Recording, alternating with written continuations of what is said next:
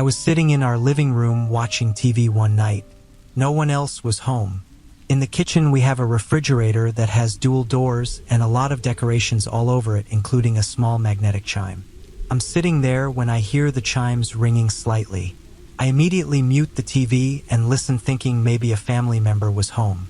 Nothing happened, so I turn the volume back up and keep watching TV. A minute later I hear what sounds like someone sneezing in our kitchen, and it didn't sound like any of my family voices. I tensed up and thought someone had broken in our home. I'm shaking at this point, but I'm being quiet and listening.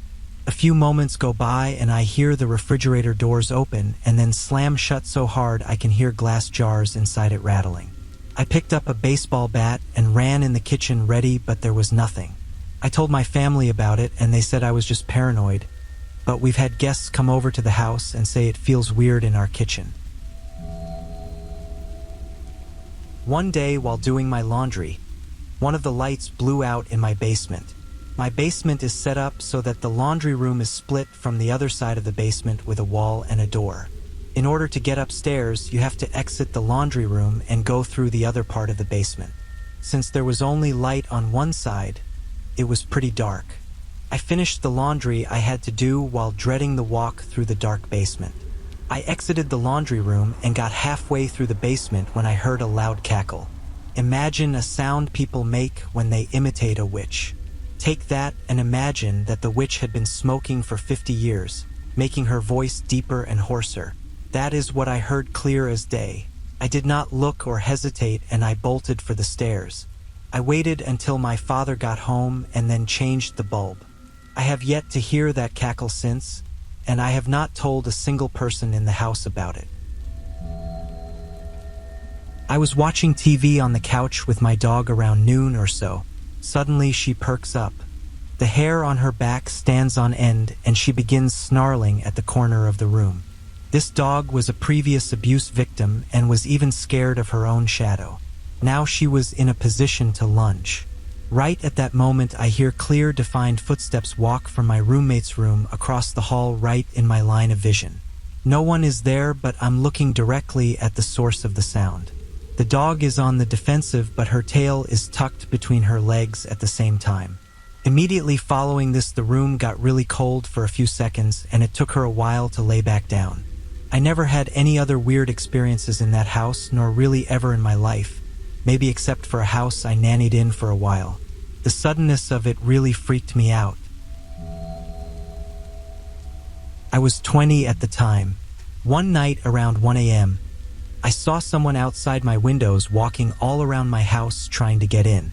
My kitchen window was open with its screen intact, but I was about 15 feet off the ground, so it was the safest place in case they climbed in a window. As I was calling the cops, I started smelling gasoline. Thankfully, the cops showed up very quickly. They caught my soon-to-be ex-husband, who I had a preventive order on at the time. He was throwing gasoline all around my house. He was caught and sent to jail for attempted arson. He'd literally set my house on fire with me inside. After that, I bucked up and eventually became a pro boxer. A few years later, I started a job as a correctional officer at the state penitentiary and was given self-defense classes. I won't be anyone's punching bag anymore. When I was younger, I spent the day helping a neighbor rake leaves on his property. He was friendly with my family, so he walked me home to say hello to my parents. We walked into the house and heard my mom upstairs talking. It sounded like she was on the phone and was walking around. I called for my dad, but there was no answer. My neighbor says, "Well, it sounds like your mom is on the phone. I'll catch them another time." We say goodbye and he leaves. I go upstairs to see my mom, but I can't seem to find her or hear her talking anymore. I search the house and it's empty. I'm thinking, did she suddenly leave the house while I was saying goodbye to our neighbor somehow? I call my dad's cell as my mom didn't have one, and he picks right up. I ask him where he is and if he knows where mom went. We're at the store. We've been running errands for a couple of hours. I got instant goosebumps. My neighbor and I both heard footsteps upstairs and a woman's voice. No idea who or what it was, but we both heard it. I waited outside until my parents got home. I was home alone while my mom took my sister to school. After about 15 minutes, I heard the front door unlocked. Then I heard the door swung open and footsteps followed. They went into the kitchen, but the footsteps were very slow and loud. I assumed it was my mom, but I thought it sounded weird for her. She normally calls out when she gets home, and she's a slim woman to make those heavy steps. This sounded like a big-built guy with boots on. So I called out, and the footsteps suddenly stopped. Dead silence followed. I freaked out and grabbed our dog from outside and hid in a corner. A short while later, my mom really did come home, and I told her about it and that I didn't hear them leave. However, the door was still locked. The windows were also locked, and there wasn't a single sign anyone had entered. There's not even a mark on the carpet from a shoe. My brother was at school and my parents were out running errands, so I was at home by myself playing World of Warcraft. Out of the blue, a loud boom echoed through the house and rattled the office chair I was sitting on.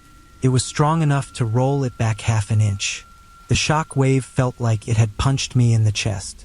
I froze and my heart was pounding. It was 9/11 anniversary and it had me thinking, that wasn't a bomb, was it? I crept downstairs smelling for smoke and thinking maybe something had happened to the boiler, but there was nothing. I poked my head outside and I could hear sirens. In the distance, a plume of smoke rose into the sky. I went back inside, trying very hard not to freak out as I called my dad. He managed to talk me down out of a panic attack and said to stay inside and keep checking the news. It was a gas leak. Nobody was in the house that exploded, so nobody was hurt, thankfully. I live in a cul-de-sac and my bedroom is on the second story. One night, when I was alone at home, I woke up at around 3 a.m. to go to the bathroom. I knew we were expecting a lot of snow, so I looked out the bedroom window to see the accumulation.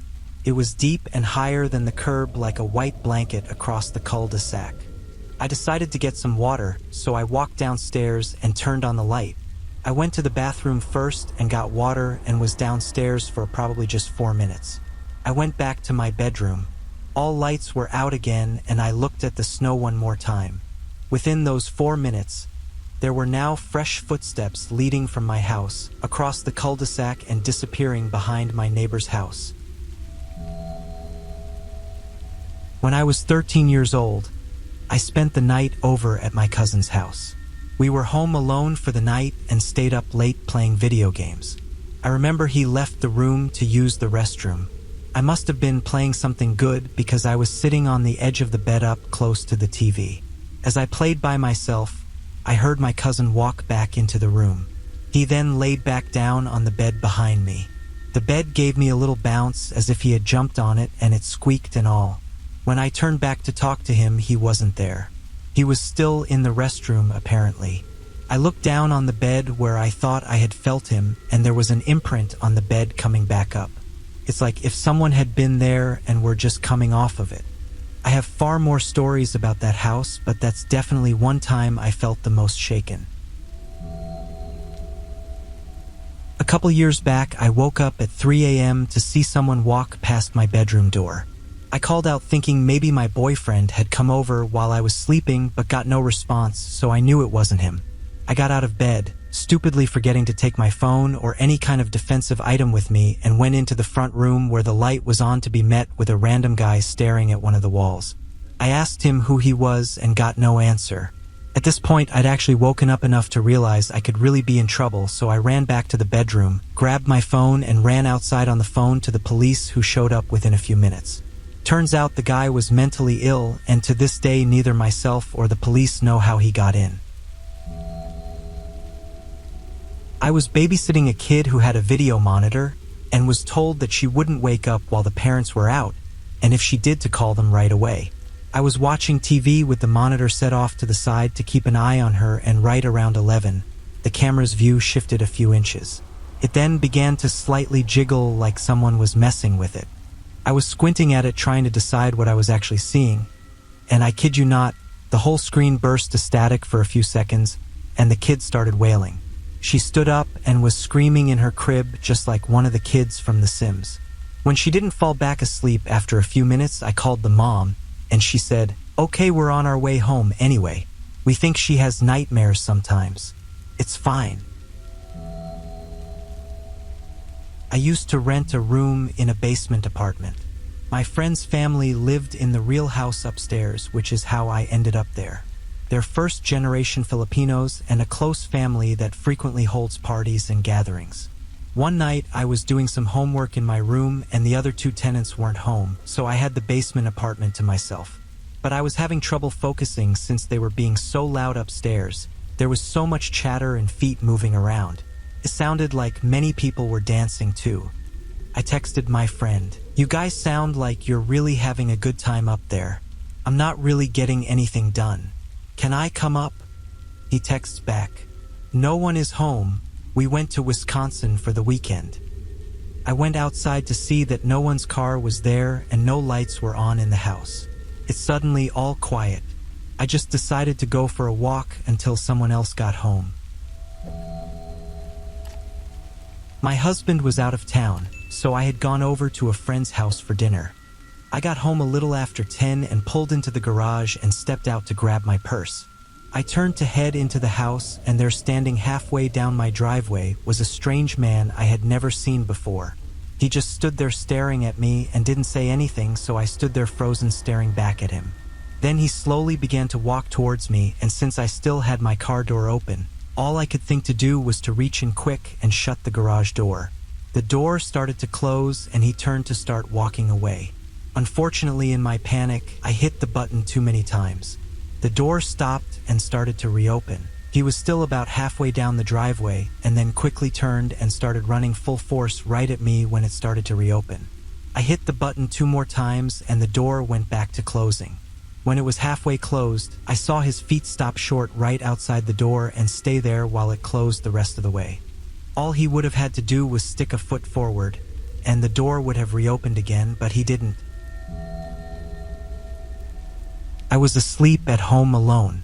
When I turned over in bed, I casually opened my eyes a little while turning, and they were shut again just as quickly. In that split second, I could have sworn I had seen a man stood at the bottom of my bed. I laid still.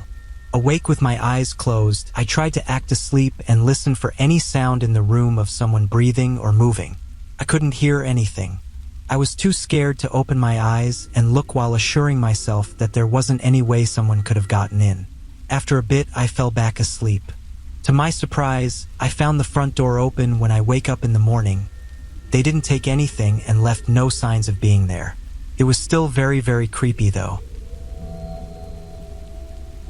I was babysitting and it was around 9 p.m. I had put the kids to bed, so I was downstairs by myself watching TV. However, every so often the TV would flicker with static. To be honest, it was starting to scare me. It wasn't until the point when I looked up from the TV and out the nearby window when I lost it. There wasn't actually anything outside, but it's on the reflection. I saw what looked like a tin man standing not too far from me behind the couch. There wasn't actually anything there when I snapped my head around to look at the spot where it was standing in the reflection. I grabbed my stuff and wanted to get out of that house then and there. Instead, I ran upstairs and actually sat down quietly where the kids were sleeping until the parents got back home. For some reason, even though they were sleeping kids, being in the company of others calmed me a bit. I particularly remember when the parents came home and I had started to leave. I was pulling out of their driveway in my shitty old Ford Laser and I looked up into the kids' bedroom window. The same reflection I saw earlier was looking back down at me with a hand raised as if waving goodbye. I have never babysat again. When I was like 11 years old, I was home alone one day during the summer. I was just watching TV while eating Skittles. I liked to put a bunch in my mouth and make like a Skittle ball that I would chew on. Something on the show I was watching made me laugh and I swallowed the ball, which got lodged in my throat. I then experienced a few seconds of sheer terror because I realized that there was nobody here to help me at all and I was probably going to die. I remember my vision was already getting dark. Thankfully, I remembered some cartoon or movie where someone jammed their stomach on a chair and got something unstuck from their throat. So I lunged at the corner of the recliner as hard as I could with my stomach, and it actually worked and popped the small ball out. I was about 21 or 22 and living by myself at the time, and I left my window open on a pleasant night.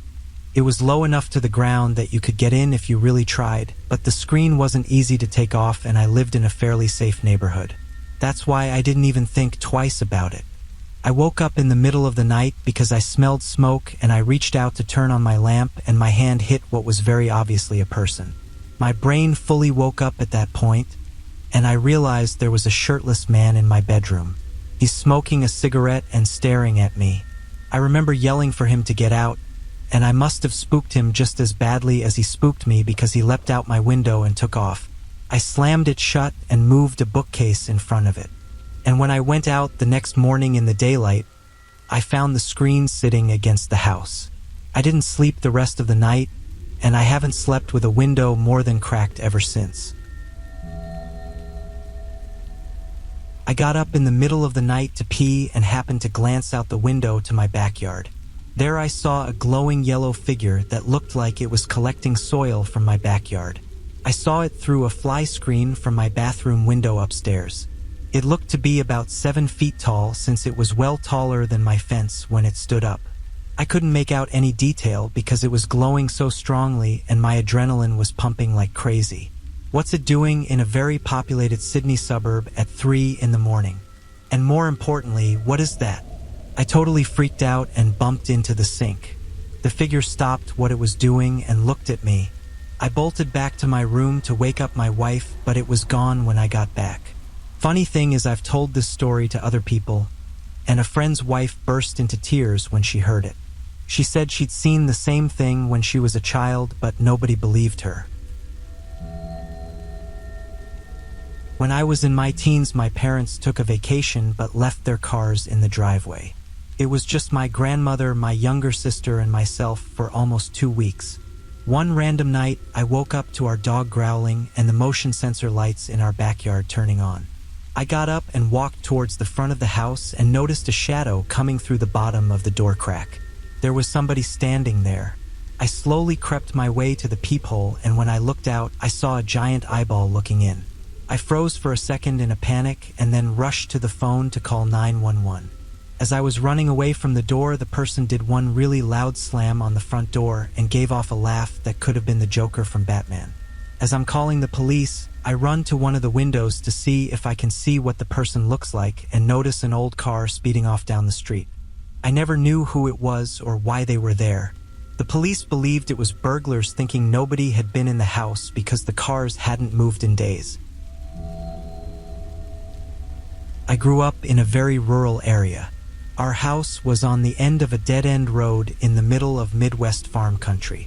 On a night which was fairly well lit by the moon, I was running the last quarter mile to my house, and I saw someone else running toward me on the road from the direction of my house. There is nothing but farm fields behind my house, and it definitely wasn't my mom running.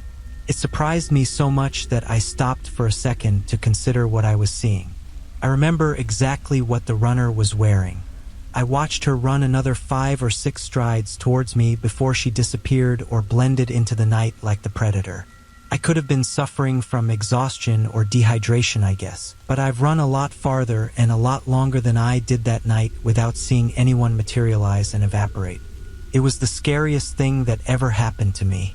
I ran home in panic and in tears, and I am not ashamed to tell you about it. I couldn't bring myself to run at night again for a month. Please drop a like and subscribe to the channel for more horror stories.